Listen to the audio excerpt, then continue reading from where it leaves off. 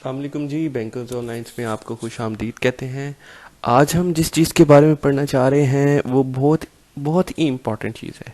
अच्छा, इसमें क्या चीज़ है? इसमें सबसे पहले मैं आपको जिस बारे में बताना चाह रहा हूँ वो ये है कि आप आईरिस पे किस तरह अपनी आपको रजिस्टर्ड कर सकते हैं। आप कैसे रजिस्टर्ड हो सकते हैं, कैसे आप अपना एनटीए नंबर हासिल कर सकते हैं, वो सारी चीज़ें मैं आज आपको उस बारे में बताने जा रहा हूँ। तो ये है कि आप किस तरह आईरिस पे रजिस्ट्रेशन अपनी कर सकते हैं। उसके लिए बहुत सारे लोग हैं जो आपको कहते हैं कि हम आपसे आप उनको पैसे देते हैं, पैसे दे के आप उनसे रजिस्ट्रेशन करवाते हैं, लेकिन ये इंतहाई आसान तरीका है। इंतहाई आसान तरीका है कि आप आसानी से घर बैठे खुद ही रजिस्ट्रेशन करवा सकते हैं और ख़ुद ही अपना एनटीए नंबर हासिल कर लेते हैं।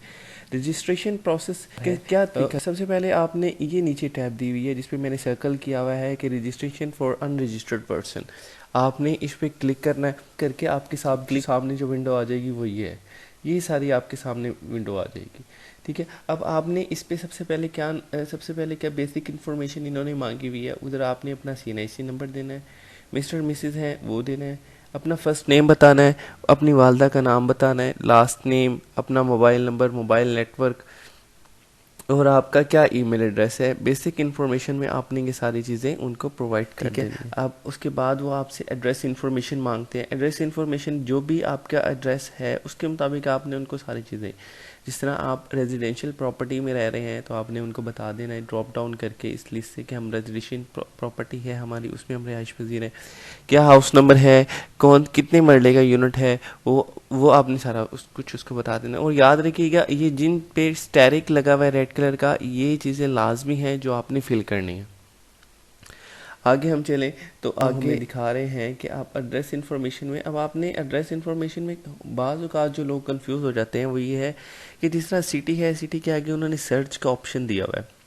अब आपने सर्च पे क्लिक करना है। सर्च पे क्लिक करने के बाद आपने यहाँ सर्च में अपना नेम वो लिखना है, सिटी का नेम लिखना है, मुल्तान, जैसे कि मुल्तान है ये, जैसे कि आप मुल्तान में रिहाइश पजीर हैं, आपने मुल्तान को सिलेक्ट कर लेना।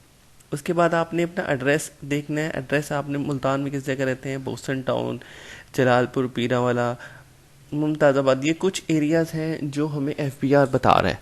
अब आपने कोई भी एक एरिया जो घर के नज़दीक है या एग्जैक्टली वो एरिया है तो आपने वो एरिया उनको बता देना है कि हम इधर रह रहे हैं, वो सिलेक्ट कर लेना आपने। ठीक है, आगे चलें। आगे हम आपको दिखाते हैं कि आगे अगली स्लाइड में मैंने आपको बताया है कि इसमें आपने सारी रेजिडेंशियल प्रॉपर्टी, मरला, कितने मरले का घर है, ये सब कुछ आपने लिख लिया। उसके बाद आपने यहाँ पे जो भी आपको वो कोड दिया हुआ है, ऊपर जो भी उन्होंने कोड दिया हुआ है आपको, वो आपने यहाँ पर एज इट इज़ कॉपी करके इसको सबमिट करेंगे। अब आपके मोबाइल पे और आपके उस ईमेल आईडी पे जो आपने ईमेल आईडी और मोबाइल नंबर दिया हुआ है उन दोनों पर आपको मैसेज आ जाएगा। वो मैसेज आपने सेव करना है, उसमें आपका आईडी होगा और पासवर्ड होगा। जो नॉर्मली आईडीज़ होते हैं वो आपका CNIC नंबर ही होता है, CNIC नंबर आपका आईडी होता है, और पासवर्ड जो होता है वो आप खुद रखते हैं। पहले आपको एक बेसिक पासवर्ड आ जाता है, उससे आपने ओल्ड पासवर्ड से अपना न्यू पासवर्ड बनाना होता है जो आप पासवर्ड रखना चाहते हैं।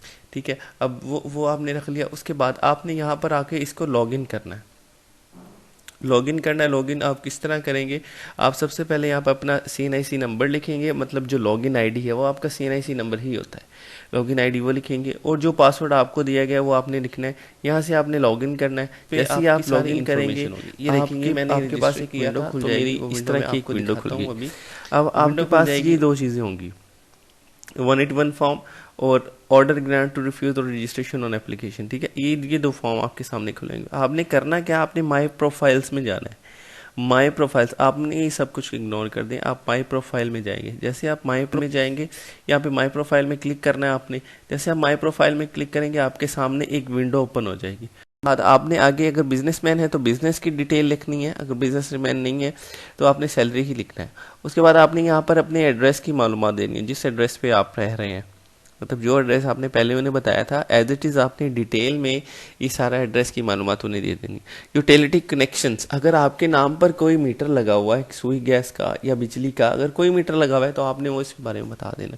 उसके बाद बैंक अकाउंट्स, आपके अगर कोई भी बैंक अकाउंट है, मेरा तो बैंक अकाउंट एक ही था तो मैंने वो एक ही बैंक अकाउंट की डिटेल डाल दी। अगर आपके एक से ज़्यादा है तो आप एक से ज़्यादा बैंक अकाउंट भी डाल सकते हैं। और याद रखिएगा ये वो डिटेल है जो आप खुद दे रहे हैं, इसमें कुछ भी एफबीआर जो फर्स्ट डिटेल आप देते हैं, एफबीआर उसको वेलकम करता है, वो अच्छी तरह उसको देखता है, और उसमें कोई भी ऐसी मज़ाहिका वाली बात नहीं है। अगर आपके एक से ज़्यादा अकाउंट होते हैं उसमें कोई भी मसला नहीं है।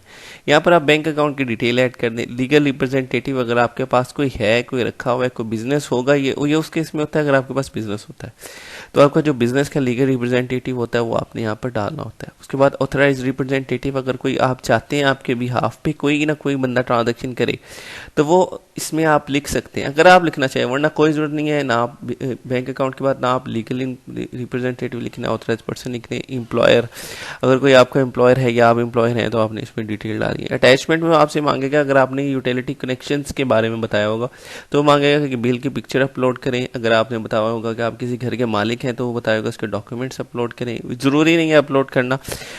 ये सारी चीज़ें हो गई। ये तरीका था सिर्फ कि किस तरह आपने रजिस्ट्रेशन करनी है अपनी एनटीएन के लिए। एनटीएन रजिस्ट्रेशन के बाद किस तरह आपने रिटर्न फाइल, जब आप रिटर्न फाइल करते हैं तो हमें नंबर मिल जाता है। अब कैसे आपने टैक्स रिटर्न फाइल करनी है वो मैं आपको अपनी नेक्स्ट वीडियो में बताऊंगा। ये तरीका था कि किस तरह आपने रजिस्ट्रेशन करनी है। इस रजिस्ट्रेशन से आपको एक एनटीएन नंबर मिल जाएगा, और आपने एनुअल इनकम टैक्स रिटर्न, जब आप रिटर्न जमा करवाएंगे तब आपको आपका एटीएल एक्टिव टैक्स पेयर भी, आप एक्टिव टैक्स पेयर की लिस्ट में भी आपका नाम आ जाएगा।